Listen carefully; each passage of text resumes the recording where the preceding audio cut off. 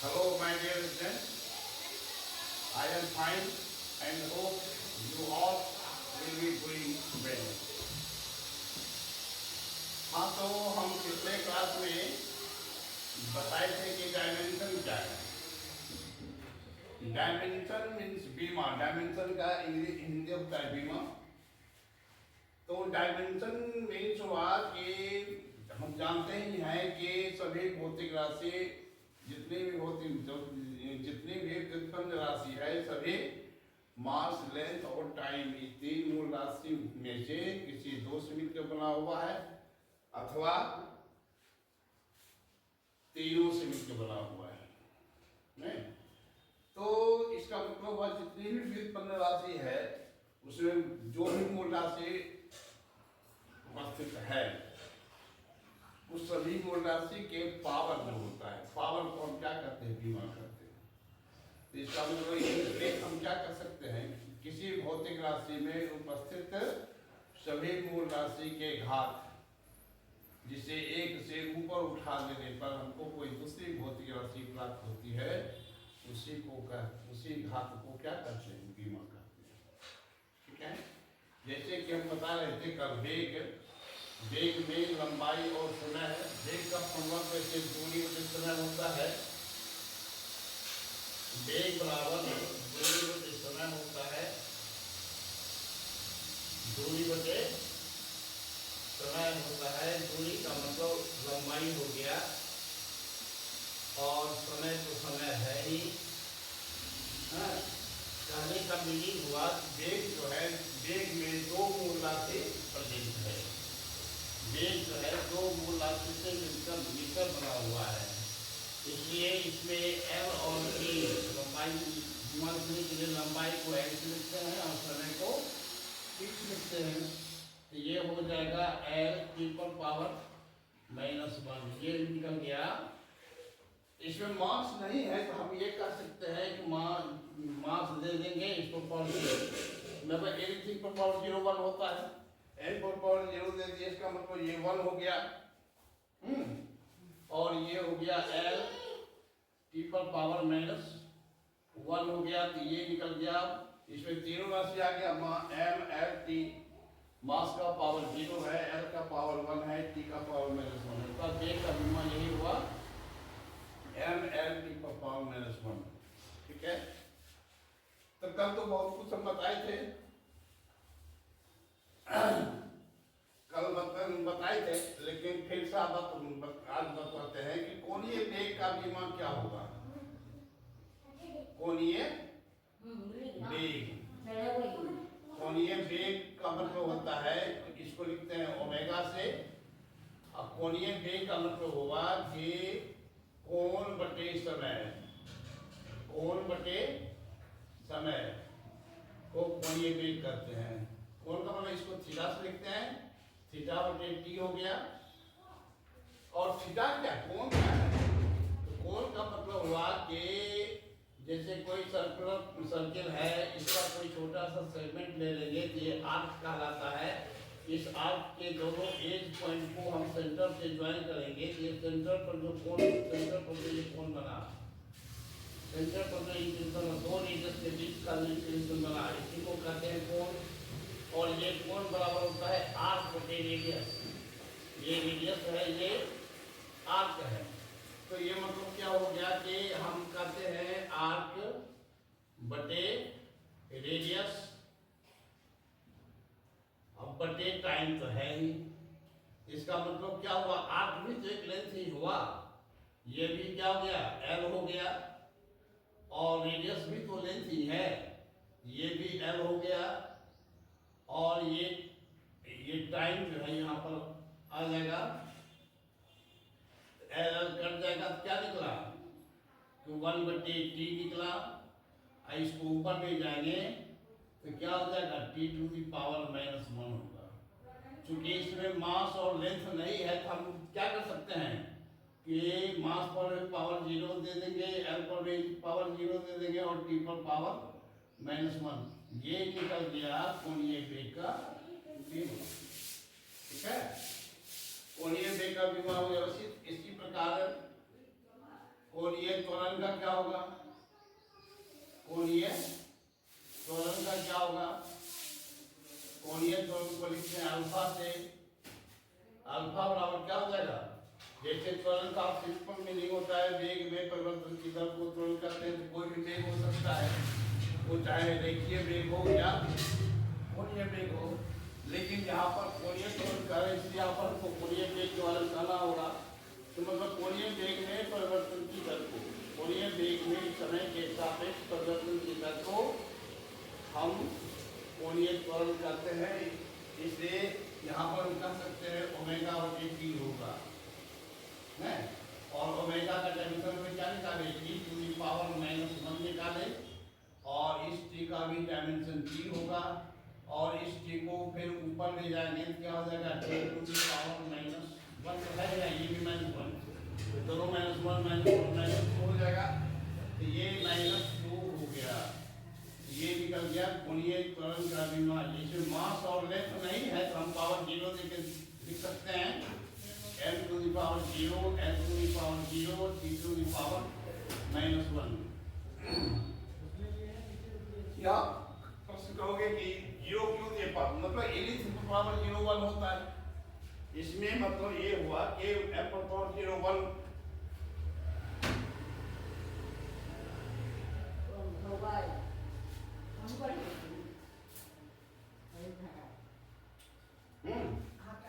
m पर power 0, l पर power 0, t पर पावर -2 हो गया। ये निकल गया कोणीय त्वरण का बीमा। मतलब कहने का जो राशि इसमें m l नहीं है तो हम पावर 0 करके दे सकते हैं। इसलिए m पर पावर 0, l पर पावर 0 देखने में लगता है कि इसमें तीनों राशि है, m l की तीनों राशि है, लेकिन पावर 0 से मतलब हो गया कि m नहीं भी है, l नहीं भी है। तब आते हैं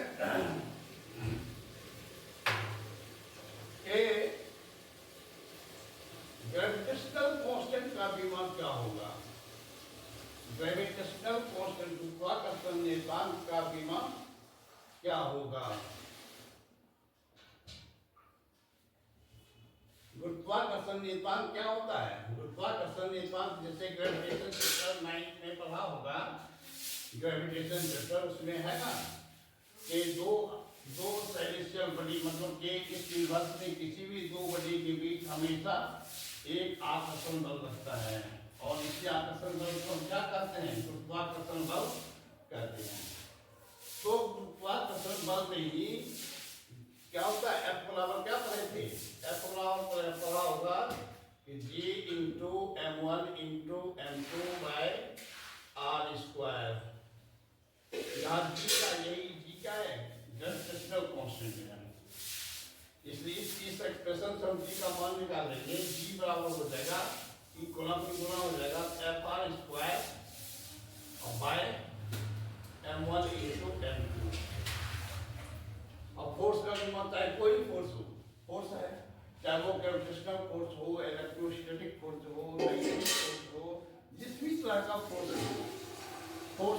है। इसलिए फोर्स का बीमा वही होगा जो कल निकाले थे। क्या निकाले थे? m(l)(2), और ये 8 दूरी हो गया, लेंथ हो गया, दूरी मतलब लेंथ हो गया, इसको लिख सकते हैं l स्क्वायर, और इस पर नीचे क्या हो जाएगा? m1 m2 मतलब क्या? दो डिफरेंट मास, लेकिन है क्या? मास ही है। डायमेंशन लिखने में मास को इसमें m1 m2 मतलब क्या? कोई छोटा मास होगा, कोई बड़ा मास होगा। तो छोटा बड़ा तो मतलब नहीं, केवल मास डायमेंशन लिखते हैं तो मास की जरूरत है, इसलिए इसको भी हम m लिखेंगे, और इस m को भी, m2 को भी हम m लिखेंगे। तो ये हो जाएगा m कैंसिल हो जाएगा, और ये निकल गया G का डायमेंशन। क्या निकल गया?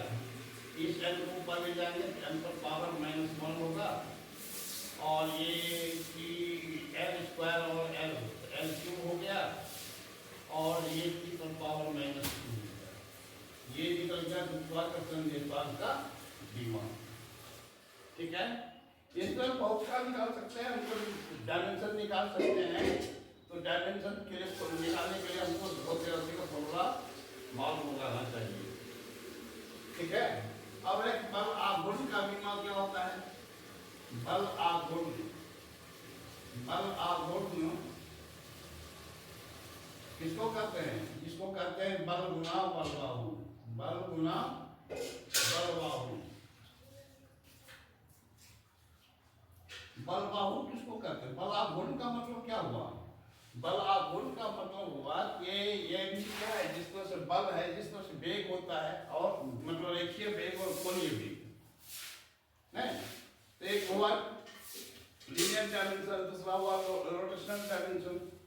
रोटेशनल डायमेंशन में हम कहते हैं क्या कि एंगुलर वेलोसिटी कहते हैं, एंगुलर डिस्प्लेसमेंट कहते हैं, एंगुलर मोमेंटम कहते हैं, सब में एंगुलर जुड़ जाता है। उसी प्रकार यहाँ पर आ गया ये बल आघूर्ण का मतलब हुआ एंगुलर फोर्स, मतलब कि वह फोर्स जो किसी बॉडी पर लग करके उसमें घूर्णन प्रभाव उत्पन्न करे।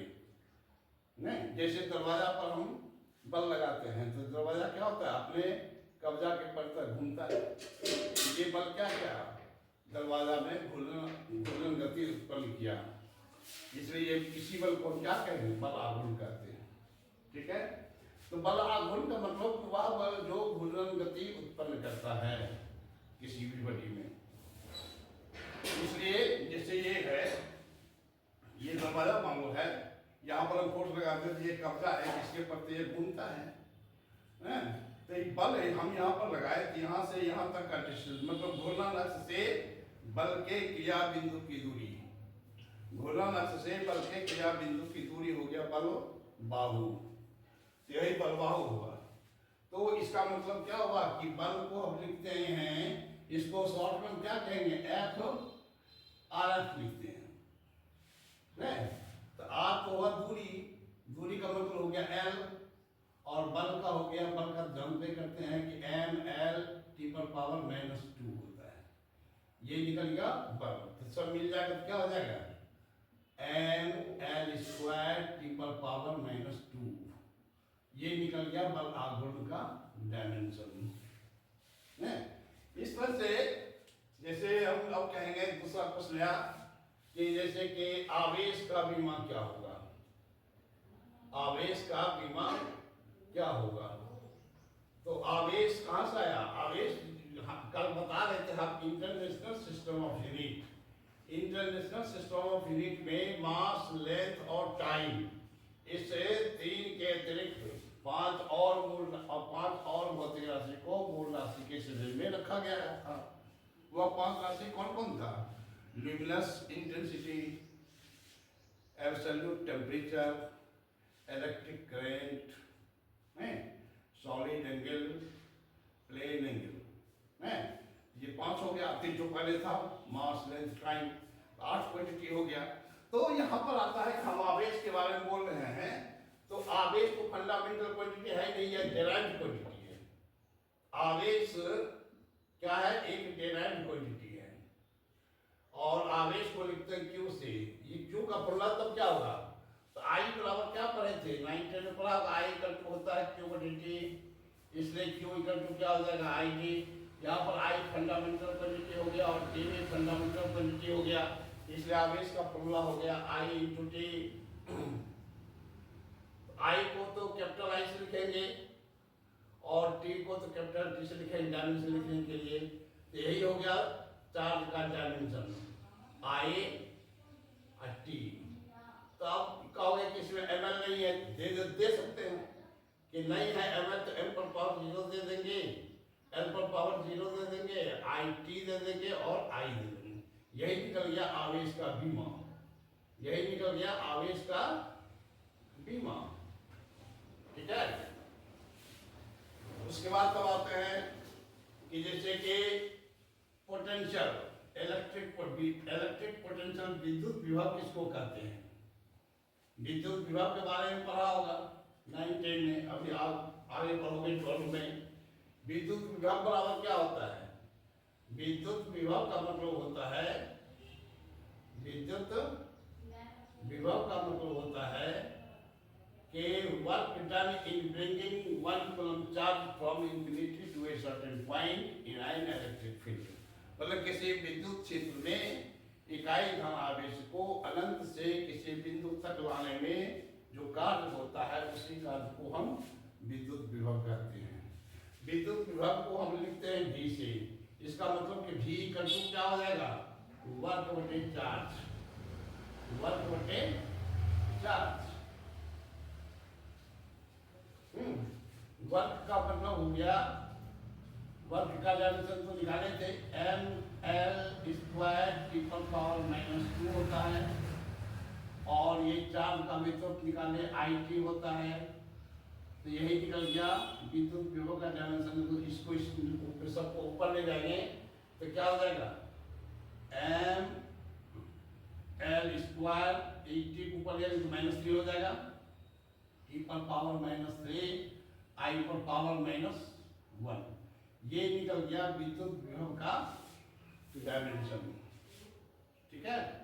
अब जैसे कहें कि प्रतिरोध का विमा क्या होता है, तो प्रतिरोध किसको कहते हैं, कि जो धारा के बहने का विरोध करता है।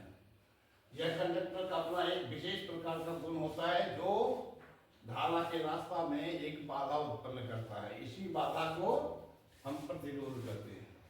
प्रतिरोध को लिखते हैं R से। आप प्रतिरोध बराबर क्या पढ़े थे, ओम्स लॉ याद होगा। ओम्स लॉ क्या कहता है, ओम्स लॉ का फॉर्मूला क्या है, V इक्वल टू IR, नहीं, इसलिए R इक्वल टू क्या हो जाएगा, V बटे I। यहाँ पर R बराबर क्या लिखेंगे, V बटे I। अब V का डायमीटर निकाले हैं, क्या निकाले हैं, ml स्क्वायर T पर पावर -3 I पर पावर -1। ये निकल गया V का डायमीटर। और यहाँ I तो है ही, I तो है ही, इस I को भी ऊपर ले जाएंगे तो क्या हो जाएगा, इस I को भी ऊपर ले जाएंगे तो क्या हो जाएगा, ये हो जाएगा ml स्क्वायर T पर पावर -3 और I पर पावर, यहाँ -1 पहले से है, एक -1 और आ जाएगा, -2 हो जाएगा।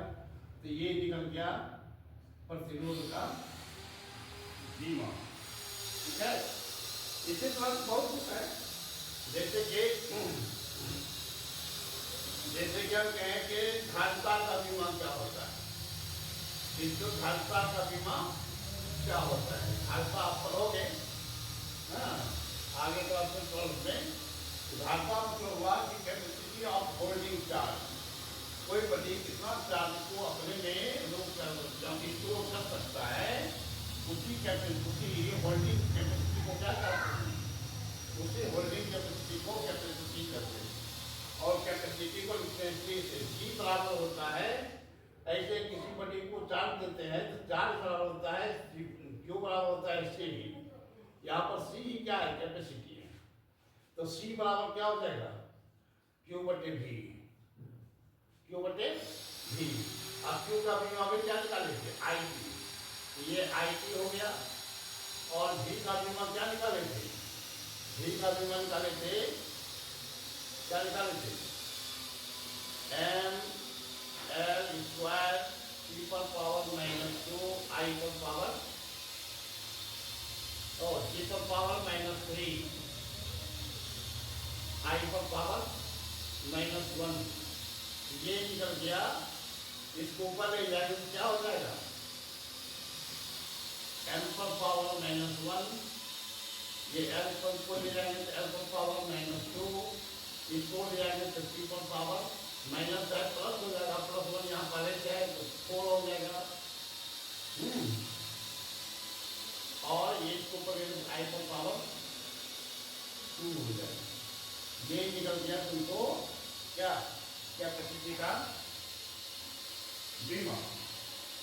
V का विमा की बैठा है ना, V बराबर क्या निकाले थे, V बराबर निकाले थे W बटे Q, नहीं, W का मतलब हो गया ml स्क्वायर T पर पावर -2 और बाय IT। तो ये हो जाएगा ml स्क्वायर T पर पावर -3 I पर पावर -1। ठीक है। तो ये निकल जाएगा,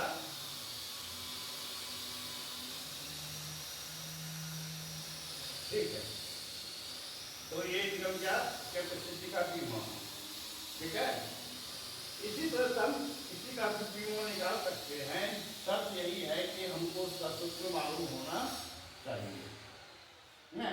पीमो निकालने के लिए तो बहुत सारा राशि है, जब जब पड़ेगा वैसा पीमो निकाल सकते हो, है, या घर पर प्रैक्टिस करोगे डिफरेंट क्वांटिटी का पीमो लिखने का।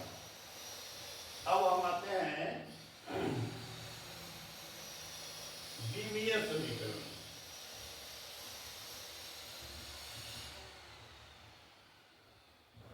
अब हम आते हैं द्विमीय समीकरण। द्विमीय समीकरण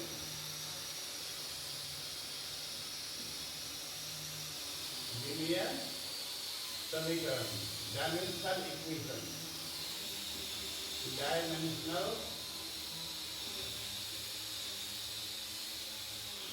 इक्वेशन।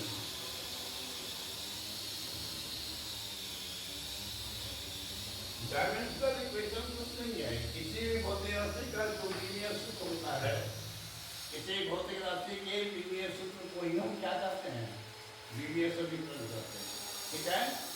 तो किसी भौतिक राशि के किसी भौतिक राशि के लीनियर सूत्र को लीनियर सूत्र को क्या कहते हैं, लीनियर समीकरण कहा जाता है। लीनियर समीकरण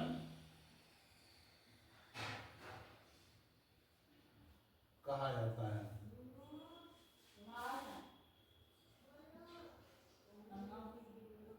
कहा जाता है, ठीक है।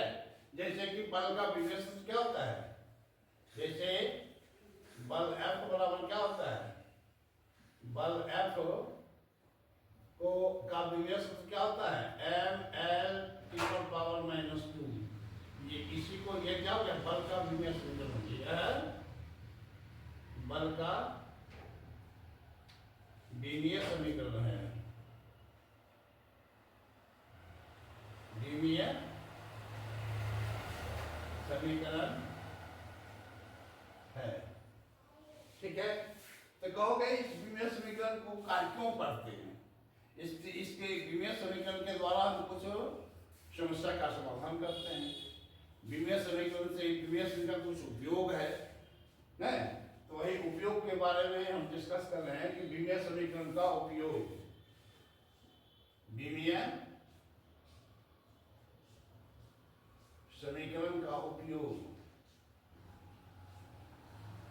द्विमीय समीकरण का उपयोग।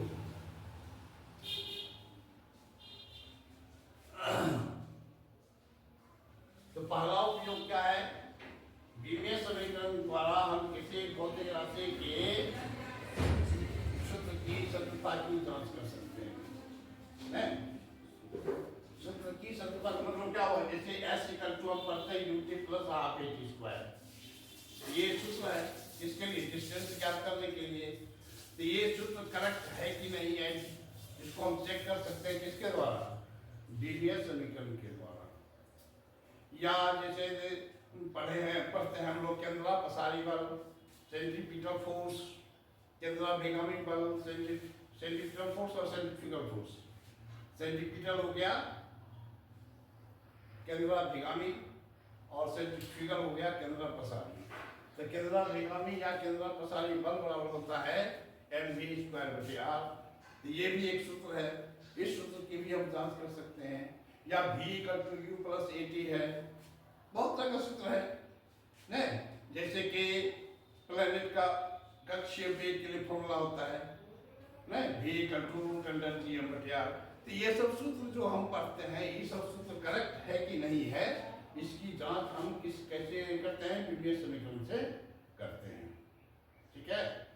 तो ये कहोगे कैसे जांच करते हैं, यह जो है ये सूत्र की सत्यता की जांच जो है वह क्या समघातता के सिद्धांत पर आधारित है।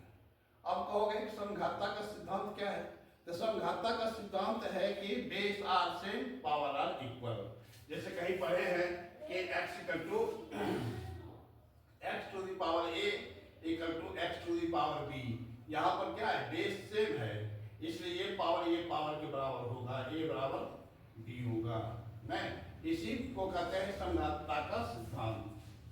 तो डायनामिक समीकरण मतलब सूत्र की सत्ता की जांच जो करते हैं, इसे प्रिंसिपल ऑफ होमोजेनिटी मतलब संघातता के सिद्धांत पर आधारित है। इसके लिए हम क्या करते हैं, किसी भी भौतिक राशि जो जिस भौतिक राशि की जांच करना है, हमको सूत्र की जांच करना है, उसका सूत्र के दोनों ओर की राशि का विमोल लिखते हैं और उसको हल करते हैं। और हल करने के बाद यदि दोनों ओर के मूल राशि का घात अलग अलग समान आता है तो हम कहते हैं कि यह सूत्र सत्य है। ठीक है, जैसे हम सूत्र बताए कि v equal to plus at, जैसे क्या कहेंगे, जैसे कि v equal to u plus at, v बराबर तो ये क्या है, मोशन का समीकरण है।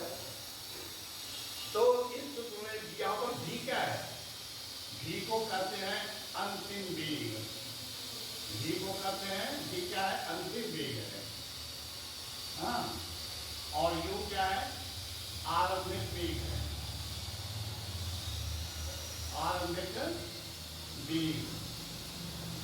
तो वेग का अंतिम हो या आरंभिक, वेग है, इसलिए वेग का जो बीमा होता है वही बीमा v का भी होगा, वही बीमा u का भी होगा। ठीक है, और एक क्या है, एक तो त्वरण है, त्वरण का जो बीमा हो वह लिखेंगे। ठीक है, और t को डालने का जो t क्या है, टाइम है, ये क्या है, टाइम है। तो इस सभी ना इसमें ये चार क्वांटिटी है, इसमें इस चारों क्वांटिटी का हम डायमेंशन लिखते हैं, बीमा लिखते हैं। तो v का बीमा क्या होता है, क्या होगा, l की पावर -1 होता है, और ये u का बीमा क्या होता है, ये भी होगा l की पावर -1 होगा, अब प्लस a का बीमा लिखेंगे,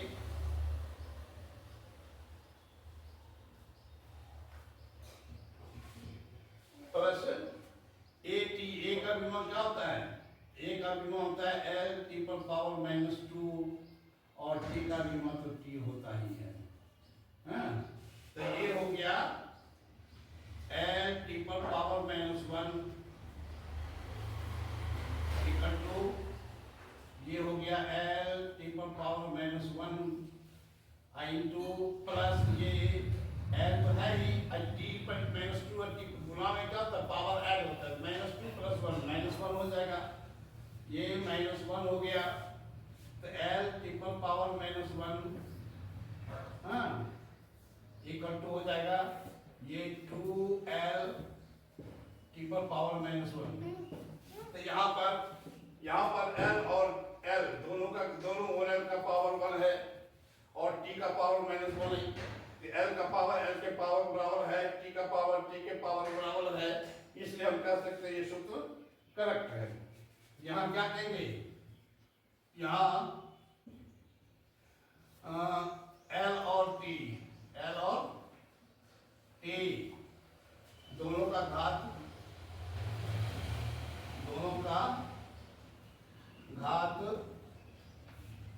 अलग अलग समान है, अलग समान है, अतः सूत्र सत्य है, सूत्र सत्य। ठीक है, तो इस तरह से हम कहोगे यहाँ पर 2 क्या है, 2 का इक्वल होना या ना होना कोई मतलब कोई मीनिंग नहीं है, क्योंकि 2 क्या है, गुणक के रूप में है, इसलिए इसका समान होना या न होना कोई अर्थ नहीं लगता। हमको केवल देखना है कि पावर समान आ रहा है कि नहीं, इसलिए ठीक है। आज के क्लास में इतना ही, दूसरे क्लास में फिर इसका 2 उपयोग और है उसको बताएंगे। ठीक है, तब तक के लिए यही रहने दो। अच्छा, इस वीडियो को, चैनल को लाइक करोगे, सब्सक्राइब करोगे और अपने दोस्तों के बीच शेयर करोगे। ठीक है, ओके।